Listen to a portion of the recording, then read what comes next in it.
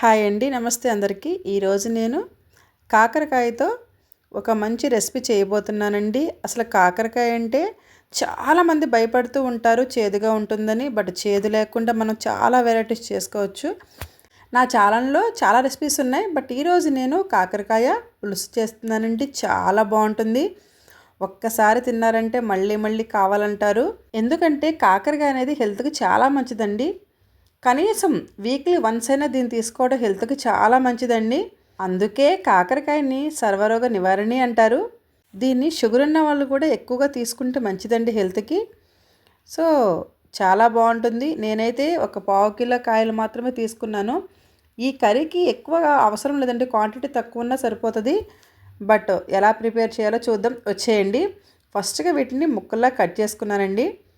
అలానే ఒక బౌల్లో ఒక నిమ్మ సైజు అంత చింతపండు తీసుకొని ముందుగా దాన్ని మనం శుభ్రంగా వాష్ చేసుకొని నానబెట్టుకోవాలండి. అంటే చింతపండు నానడానికి టైం పడుతుంది కదా, సో అందుకే మనం కర్రీ స్టార్ట్ చేసే ముందే చింతపండుని శుభ్రంగా వాష్ చేసుకొని నానబెట్టేసుకోవాలి. ఒక నిమ్మ సైజు అంతా, అంటే పావు కిలో కాకరకాయలకి ఒక నిమ్మ సైజు అంతా చింతపండు అండి. దీన్ని నానబెట్టేసుకోవాలి. తర్వాత ఆనియన్స్ అండ్ పచ్చిమిర్చి కట్ చేసుకోవాలండి. గ్యాస్ మీద కడాయి పెట్టుకొని కడాయిలో ఆయిల్ తీసుకోవాలి. సో ఆయిల్ కొంచెం ఎక్కువగానే పడుతుంది. సో నేను ఒక 4 టేబుల్ స్పూన్స్ తీసుకున్నానండి. సో అందులో మనం దీనికి మరీ చిన్న ముక్కలుగా బాగుండవండి, కొంచెం పెద్దగానే కట్ చేసుకోవాలి ఆనియన్స్ ముక్కలు. అలానే 1 టేబుల్ స్పూన్ సాల్ట్ అండి. సో ఆనియన్, పచ్చిమిర్చి, కొంచెం కరివేపాకు, 1 టేబుల్ స్పూన్ సాల్ట్ వేసి మొత్తం ఒకసారి కలుపుకొని వీటిని బ్రౌన్ కలర్ వచ్చే వరకు ఫ్రై చేసుకోవాలండి. సో నేను పెద్ద సైజువి 3 ఆనియన్స్ తీసుకున్నాను అనమాట. సో పైన లిడ్ పెట్టేసుకోండి. సో చూసారా, ఇలా కొంచెం ఫ్రై అయిన తర్వాత ఒకసారి కలుపుకొని మళ్ళీ ఒకసారి లిడ్ పెట్టేసుకోవాలండి. అంటే ఒక్కసారైనా సరే మధ్యలో కలుపుతూ ఉండాలి, లేకపోతే అడిగంటేస్తాయి కదా. సో అందు గురించి మిడిల్లో ఒకసారి నేను కదిపానండి. మళ్ళీ లిడ్ పెట్టేసుకున్నాను. సో మన ఆనియన్స్ ఫ్రై అయిపోయినాయి కదా. ఇప్పుడు మనం కట్ చేసి పెట్టుకున్న కాకరకాయ ముక్కల్ని యాడ్ చేసుకుందామండి. వాటిని వేసుకున్న తర్వాత ఒకసారి మొత్తాన్ని కలిపేసుకుందాం. కలిపేసి దీనిపైన లిడ్ పెట్టేసి మధ్య మధ్యలో కదుపుతూ కుక్ చేసుకోవాలండి. ఇవి ఫ్రై అవ్వండి కాకరకాయ ముక్కలు, ఎందుకంటే పైన లిడ్ పెడతాం కదా. సో జస్ట్ మధ్య మధ్యలో కలుపుతూ మనం అలా కుక్ చేసుకుంటూ ఉండాలి. సుమారుగా ఒక 10 మినిట్స్ పడుతుందండి. సో మంచి టేస్టీ కర్రీ తినాలంటే టైం పడుతుంది కదండి. సో ఇలా కొంచెం ఫ్రై అయిన తర్వాత మళ్ళీ ఒకసారి కలిపేసుకుందాం. సో ఇలా గ్రీన్ కలర్గానే ఉన్నాయి కదండి, అలా మధ్య మధ్యలో కలుపుతూ మళ్ళీ లిడ్ పెట్టేసుకుందామండి.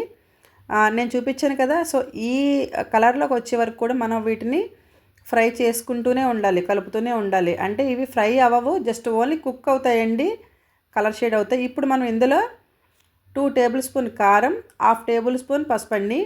అంటే కారం మీ ఇష్టం, మీ రుచి సరిపడా వేసుకోండి, ఎందుకంటే ఇందులో మనం చింతపండు పులుసు పోస్తాము, అలాగే బెల్లం కూడా వేస్తామండి కొంచెం. సో అందు గురించి కారం కొంచెం ఎక్కువగానే పడుతుంది, అప్పుడే కర్రీ అనేది చాలా బాగుంటుందండి. ఇలా కలుపుకున్న తర్వాత ఇందులో మనం ఇందాక నానబెట్టుకున్నాం కదండి చింతపండు, సో అది పులుసు తీసేసుకొని మనం ఆ చింతపండు రాకుండా ఓన్లీ ఆ లిక్విడ్ అన్నది ఇందులో మనం పోసేసుకోవాలండి. అంతేనండి, చాలా సింపుల్, చాలా ఈజీగా కూడా అయిపోతుంది. ఆ పులుసుని ఇందులో వేసుకొని మనం పులుసుని బాయిల్ చేయాలండి. చాలా బాగుంటుందండి ఇది. మా అమ్మ ఎప్పుడు చేస్తూ ఉంటుందన్నమాట ఈ కర్రీ. నేను అమ్మ దగ్గర నేర్చుకున్నానండి, చాలా బాగుంటుంది. అసలు కాకరకాయ అంటే ఇష్టపడిన వాళ్ళు కూడా ఇష్టపడతారనమాట. సో అంత బాగుంటుంది. అలాగే వీటికి ఎక్కువ కాకరకాయలు అవసరం ఉండదండి. సో చూసారా, ఒకసారి ఇలా కలిపేసుకున్న తర్వాత ఇందులో మనం బెల్లాన్ని యాడ్ చేసుకోవాలండి. సో నేనైతే ఒక నిమ్మ సైజ్ అంత బెల్లాన్ని యాడ్ చేసుకున్నాను. అంటే చింతపండు ఎంత క్వాంటిటీ అయితే వేసామో అంత క్వాంటిటీని నేను బెల్లం యాడ్ చేసుకున్నానండి. ఇంకా స్వీట్ ఎక్కువ కావాలనుకున్న వాళ్ళు ఎక్కువ వేసుకోవచ్చు, బట్ ఇదైతే కరెక్ట్గా సరిపోతుందండి. నాకు తెలిసినంతవరకు ఇదైతే కరెక్ట్గా సరిపోతుంది. బట్ చాలా టేస్టీగా ఉంటుంది. ఇంతవరకు ఎవరు ట్రై చేయకపోయినా ఖచ్చితంగా ట్రై చేయండి. తక్కువ ఇంగ్రీడియంట్తో మంచి టేస్టీగా ఉండే మన కాకరకాయ పులుసు రెడీ అయిపోతుందండి. అసలు బెల్లం వేసిన వెంటనే మంచి అరోమా వస్తుందండి, సూపర్గా ఉంది. కర్రీ అవుతుంటేనే తినేయాలని ఎలా అనిపిస్తుందండి నాకైతే. సో మీకు ఎలా అనిపించిందో కామెంట్ చేయండి. ఈ రెసిపీ మీకు తెలుసుంటే కనుక నాకు ఒక కామెంట్ చేయండి, మీరు ఎలా చేస్తారో నాకు చెప్పండి. చిన్నప్పుడు కాకరకాయ అంటే వామ్మో అని భయపడిపోయేవాళ్ళం, బట్ ఇప్పుడైతే అలా కాదండి. మా పాప అయితే ఆ పులుసు అంతగా తినదు కానీ టు బీ ఫ్రాంక్ మాట్లాడుకోవాలి కదండీ! సో, ఫ్రై మాత్రం తింటుందండి.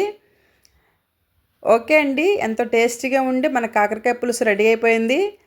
కాకరకాయ అంటే చాలామంది భయపడతారు. బట్ ఇలా చేసుకుంటే మాత్రం అందరూ ఇష్టపడతారు. Thank you for watching.